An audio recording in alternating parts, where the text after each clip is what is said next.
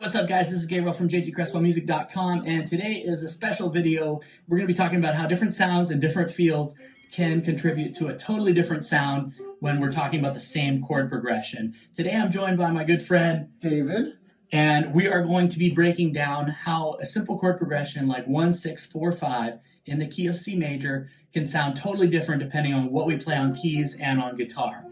Cool. Let's start with our first example, which is pop. So we'll keep it really basic. So we're in the key of C major. So we're going to have a C triad.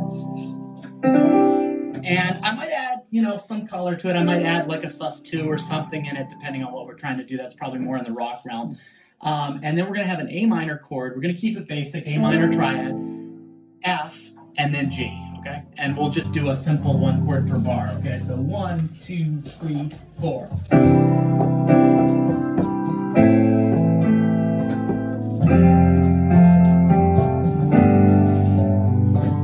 Cool. And on the guitar, so what are you doing on the guitar basically? so I'm all of arcade shapes, right? C major, A minor, I added like a 7 up at the top, F, G, but like Gabriel was saying, you can add the 2 to any of those chords, really nice color, especially over the minor chord, or the major as well.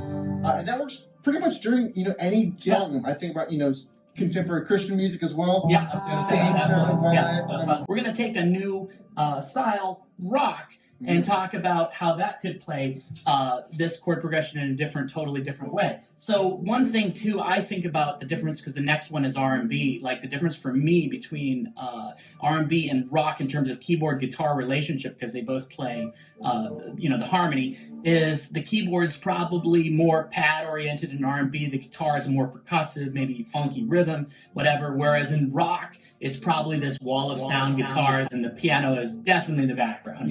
So, definitely. Okay, so I'm going to do maybe a similar chords. Now, for rock, we might get a minor 7, I suppose, at some point. So we can let's add in a little color. We're going to add in the 7th, which if we check our chords, right, we have A minor 7, we have A, C, E, and then G is our 7th. Okay, so we're going to add that in. Cool, and that's on the 5th fret that you're doing that, right? Yeah, I'll always do power chords for Okay, you're doing power. Yeah, power chord is, my definition of a chord, simple chord is 2 pieces of bread and the meat and cheese, or if you're vegan, vegetables in the middle. If we don't have that, it's neither major or minor. So we got the root and the 5th. So the scale is for anything.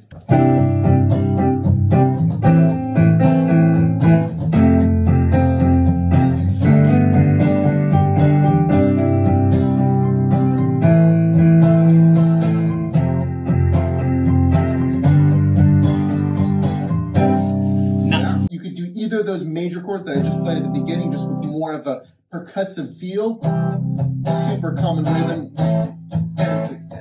or with the power chords, just root, 5th root, or especially if you're on the A string, you have the 5th and the bass. Yeah, that's some power to it, right? So yeah, power chords, and obviously the sound choice too for like the type of guitar you're using, the the pickups, the amp, a lot of things, pedals, effects. I mean, we can go all day talking about that, and keyboard same way. Where if you had a synth and some pads, we can go what is it? Rock organ. Evans, if we talk about old school classic rock, Peter Frampton, whatnot, you'll get that C major 7, the 1 chord turned into what's known today maybe as a more jazzy sound, but you'll have that in rock. So let's talk about funk and R&B, or R&B and funk, I should say, first. So this style, if we go, and we're talking about R&B and funk, I think that's kind of related to pop. Definitely. So we might be talking about like Michael Jackson or that kind of vibe.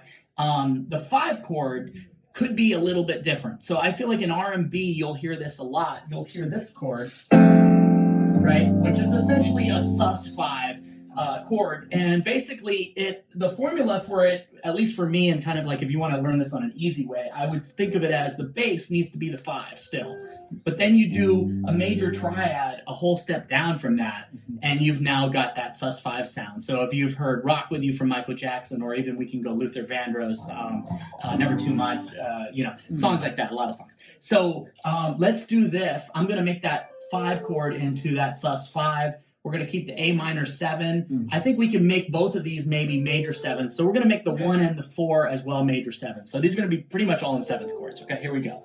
1. We can make it a little funky. So 1, 2, 1, 2, 3, 4.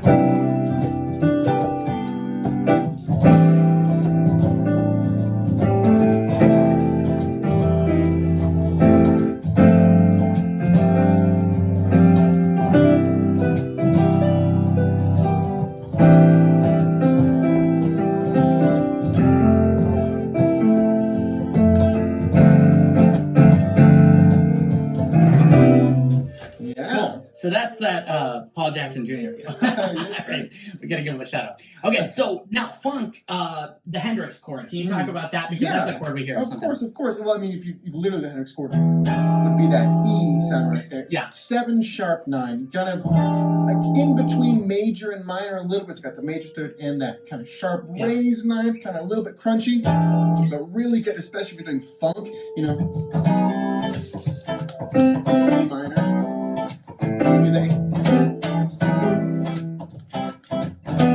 Really works well resolving to a minor chord. I mean, in some cases works good as a substitution instead of doing C major to A minor, maybe going C major to, that's right there even, up there, really work, really funky. And you know, speaking of funk, if you're doing this kind of style, you really want to utilize that kind of pick and sound, that, you know, funky.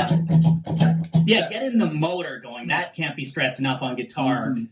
You want to improve your, I did a video on that before, but you want to improve your rhythm guitar. Don't chop your strums. Keep that right hand going. Corey Wong talks about that. The motor, you know, get that going. Keep it. I think about shaking someone's hand, right? Yeah, right. It's unconscious. You're just doing it over and over. Thank you all for watching, and those are a few tips on how different alterations to the chords, maybe changing up the voicings or even changing up the feel or the approach to how the keyboard and guitar interact in your grooves and productions can change the whole feel of your final mix. Special thanks to my friend David for joining us on this special edition. Thank you guys for watching. Don't forget to like, subscribe, and share the video.